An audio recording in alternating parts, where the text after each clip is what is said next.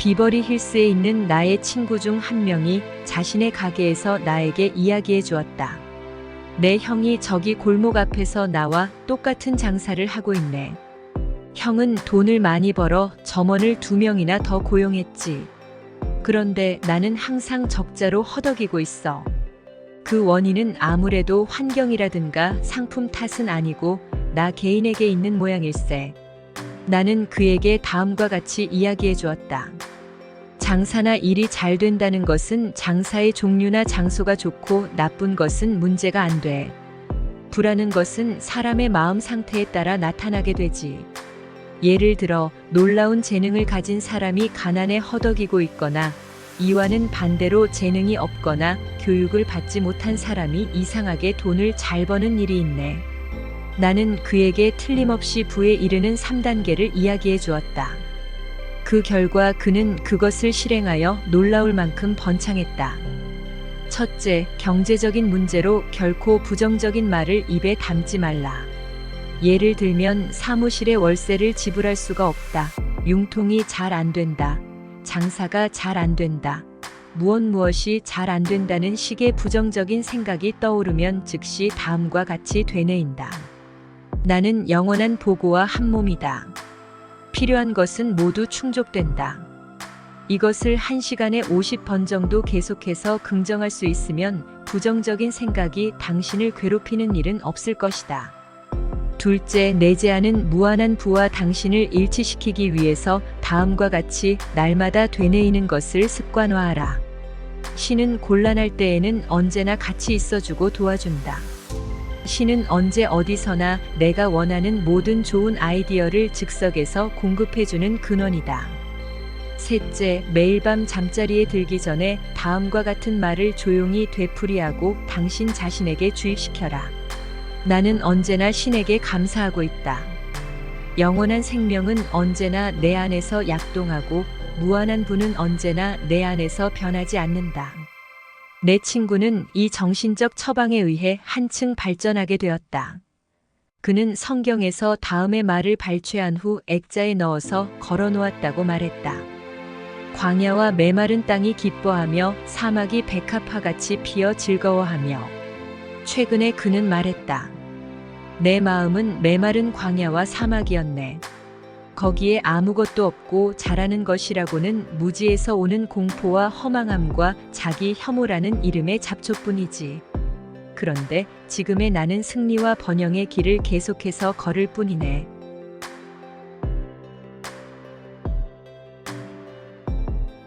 마음속에 불을 불러들이라.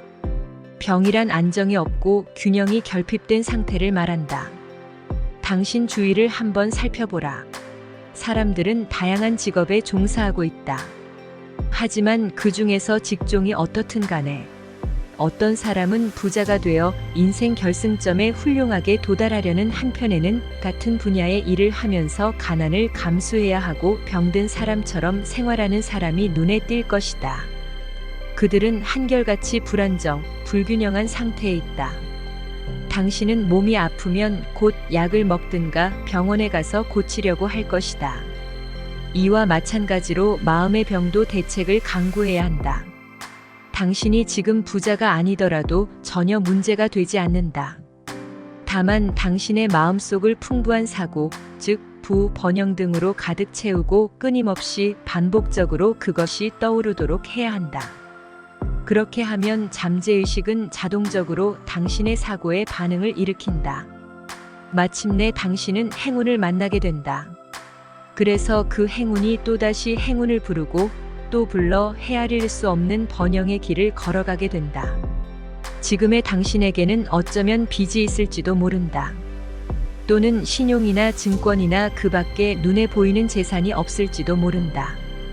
그러나 그것에 신경을 쓸 필요는 없다. 확신을 가지고 다음과 같이 생각하라. 무한한 부가 나의 생활을 충분히 채워준다. 하늘의 부에는 언제나 남음이 있다. 얼마 후 기적이 당신에게 일어날 것이다. 생각에 확신을 가질 때 행운은 찾아온다.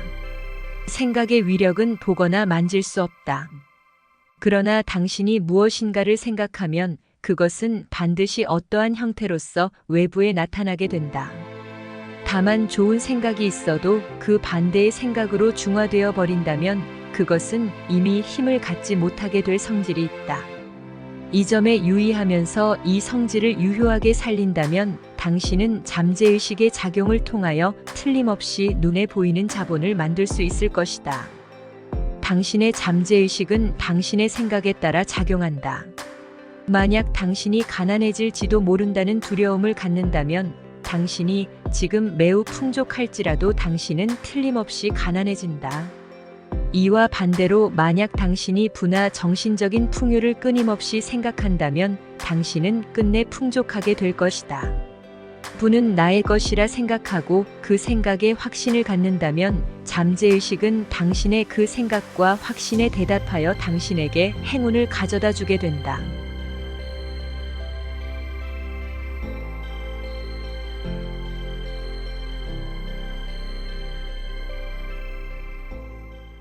핵심 메시지는 모든 문제의 해결책은 바로 문제 안에 있다는 것이다. 외부 요소로는 생각을 바꿀 수 없다. 즉, 한 사람의 마음은 그 사람의 것이다. 더 나은 삶을 살려면 외부 환경이 아니라 마음을 바꿔야 한다. 자신의 현실을 만들어내는 운명의 주인은 바로 자기 자신이다. 변화할 힘은 개인의 마음 속에 있으며 잠재의식의 힘을 사용하면 더 나은 변화를 끌어낼 수 있다. 당신이 쏟아야 할 유일한 노력은 자신의 소망을 잠재의식의 스크린에 투영하는 것이다. 어떤 소망이든 상관없다. 마음속에 품은 소망을 이루거나 이미 소망이 이루어진 모습을 투영하면 된다. 소망을 스크린에 투영하는 능력을 개발할 때 만물에 스며든 전능한 우주적 능력은 소망을 실현할 수 있는 수단을 마음속에서 찾는다. 한마디로 자기 성취를 위해서는 마음과 몸을 의식적으로 사용하면서 노력을 기울여야 한다. 결단이 필요할 때도 있다. 지금과는 다른 경험을 하고 싶고 주변 상황을 바꾸고 싶다면, 재정 상태에 변화를 주고 싶다면 생각과 신념을 바꾸어야 한다. 믿음의 도약을 해야 한다. 무언가를 생각하거나 믿거나 원한다고 생각이 바로 믿음이 되는 건 아니다. 잠재의식에 소망을 새기려면 반복해서 확언하는 것만으로는 부족하다. 이미지를 소망, 기대, 감사 등의 긍정적인 감정의 열기로 태워야 한다.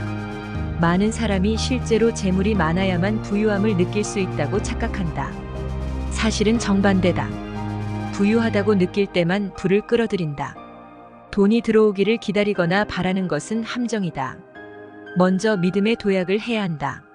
상상한 만큼 부자가 되리라 기대하고 감사하면서 살아야 원하는 것을 끌어올 수 있다. 지금 손에 쥔 게 없는데 풍요로움과 부를 생각하는 건 쉽지 않은 일이다.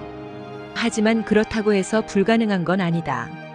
반드시 부자가 되리라는 믿음을 버리지 않는다면 정말로 부자가 될 것이다. 이러한 사고를 훈련하는 사람은 부를 손에 거머쥘 수밖에 없다. 핵심은 마음과 생각을 훈련하는 것이다.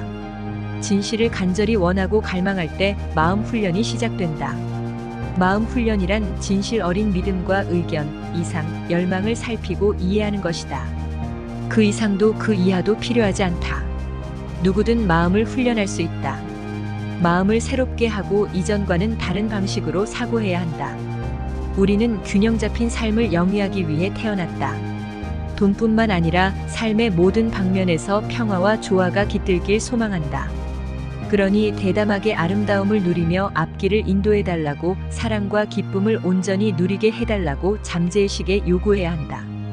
돈이 부족하다는 생각이 들면 우선 생각을 멈춰라. 무슨 일이 있어도 재정 상황에 관해 부정적인 말을 내뱉으면 안 된다. 생각이 들 때마다 1시간에 수십 번씩이라도 다음과 같이 확언을 하며 부정적인 생각을 부와 번영의 생각으로 바꿔야 한다. 생명력은 내가 필요로 하는 것을 바로 마련해 줍니다.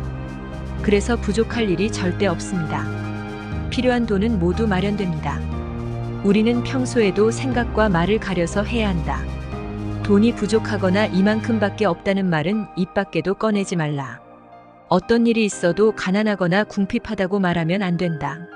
어려운 시기를 겪고 있다거나 경제적 문제가 있다는 등 직면한 문제를 이웃이나 친척에게 이야기하는 건 매우 어리석은 일이다. 축복을 헤아리고 번영하는 것만 생각하라. 돈이 부족하다는 생각은 나 자신을 빈곤하게 만들 뿐이다. 마음 놓고 돈을 쓰고 기쁜 마음으로 돈을 풀어라. 무한한 부는 눈사태처럼 쏟아질 것이다. 이는 습관적인 사고와 잠재의식의 이미지를 반영한 결과물이다. 이런 마음가짐을 습관화하면 눈에 보이지 않는 부의 법칙이 눈에 보이는 부를 만들어낸다. 잠재의식에 새긴 건 무엇이 되었든 실현된다. 그러니 영적인 생각과 아이디어를 제외한 다른 생각이 잠재의식에 들어오지 못하도록 쉬지 않고 마음을 간수해야 한다. 잠재의식의 신념이 형성될 때까지는 만고불변의 진리와 절대적 진실을 계속 들어라. 반복해서 말한다고 잠재의식에 새겨지는 건 아니다. 효과를 보려면 이 진리가 머리에서 마음으로 전달되어야 한다. 그 내용을 진실로 받아들이고 소화해서 영혼에 흡수시킬 때 내 안에 무한한 지성과 소통할 수 있다. 결핍과 한계를 치유할 수 있는 유일한 장소는 온전한 마음이다. 그러니 이 원칙을 마음에 새기고 따라야 한다. 무언가 부족하거나 한계가 왔을 때 바깥으로 시선을 돌릴 필요가 없다. 마음을 다스리면 내면의 생각이 외부의 조건으로 드러날 것이다. 원하는 것을 가지리라고 마음속 깊은 곳에 있는 잠재의식에 새기면 잠재의식은 그 소망을 실현한다. 바라는 대상이 성공이든 성취든 물질적인 혜택이든 상관없다. 오감의 세계를 무시하고 내면에 있는 무한한 힘을 믿어야 한다. 잠재의식이 내가 말하고 생각하는 내용을 사실이라고 받아들이면 잠재의식은 모든 수단과 방법을 사용해 부를 가져다 준다. 이게 바로 확언해야 하는 이유다. 내가 확언하는 내용이 진실이라고 나 자신을 납득시키면 잠재의식이 확언하는 내용을 실현한다. 믿음의 깊이로 확언의 효과가 판가름난다. 확언하는 내용을 진심으로 믿으면 삶은 멋지게 변한다. 항상 만물의 근원에 의지하라. 마음을 가라앉히고 만물의 근원을 신뢰해야 힘을 얻는다. 만물의 근원으로 돌아가라. 그리고 마음이 평화로울 때 잠재의식은 해답을 준다. 무슨 일이 있어도 다른 사람의 재산이나 승진, 다이아몬드 등을 부러워하거나 질투하지 말라. 부러워하면 결핍과 한계를 끌어당겨 궁핍해진다. 나는으로 시작하는 문장을 어떻게 완성하느냐에 따라 성공하고 건강하며 번영할 건지 병들고 실패할 건지를 결정한다. 나 자신을 어떻게 인지하느냐에 따라 다른 사람이 나를 대하는 태도도 달라진다. 확언을 하나의 이미지로 받아들여야만 잠재의식은 힘을 발휘해 결과물을 내놓는다. 확언은 결국 정신적인 행위이기 때문이다. 그래서 확언하는 내용을 반박할 수 없을 정도로 무조건 받아들여야 하고 기쁘고 편안한 상태에서 소망이 실현되리라 믿으면서 확언해야 한다. 잠재의식을 재구성하는 기법은 현재의식을 움직이면 끝없는 지혜와 무한한 능력을 지닌 잠재의식으로부터 반드시 응답을 얻으리라는 확신을 기초로 한다. 아이디어를 체계화하는 가장 쉽고 분명한 방법은 아이디어를 시각화하는 것이다. 마치 직접 겪는 것처럼 마음의 아이디어를 생생하게 그리는 게 시각화 기법의 요점이다. 마음속에서는 이미 진짜로 이루어졌다고 생각하고 이상을 향한 신념을 확고하게 간직하면 이상과 소망이 객관적으로 실현되는 날이 온다. 다음 시각화 기법을 사용해보자. 마음의 수레바퀴를 멈춘 후 원하는 만큼의 돈이 있다면 무엇을 하고 어떤 집에 살지 상상해보자. 커리어나 사업이 어떻게 될지 비전을 마음속에 그려보자. 무슨 옷을 입었을지 어떤 차를 탔을지 상상한다. 다른 사람들을 도와주는 나의 모습과 나로 인해 기쁨으로 가득한 그들의 모습을 생각해보자. 마음속에 상상할 수 있을 만큼 구체적으로 이미지를 채워라. 100번 듣는 것보다 한 번 보는 게 낫다. 생각한 대로 행동하면 정말 생각한 대로 된다. 그러니 내가 되고 싶은 모습처럼 행동하라. 마음속에서 내가 원하는 역할을 맡은 후 몇 번이고 계속해서 역할을 연기하라. 내가 연기한 모습은 서서히 잠재의식에 가라앉아 기적을 일으킬 것이다. 세상에서 가장 소중한 건 내 안에 있다. 잠재의식 깊은 곳에는 끝없는 지혜와 무한한 지성, 능력이 살아 숨쉬고 있다. 그러므로 안내와 인도를 구하면 잠재의식은 내 운명의 길잡이가 되어줄 것이다. 잠재의식에 숨겨진 불을 켜라.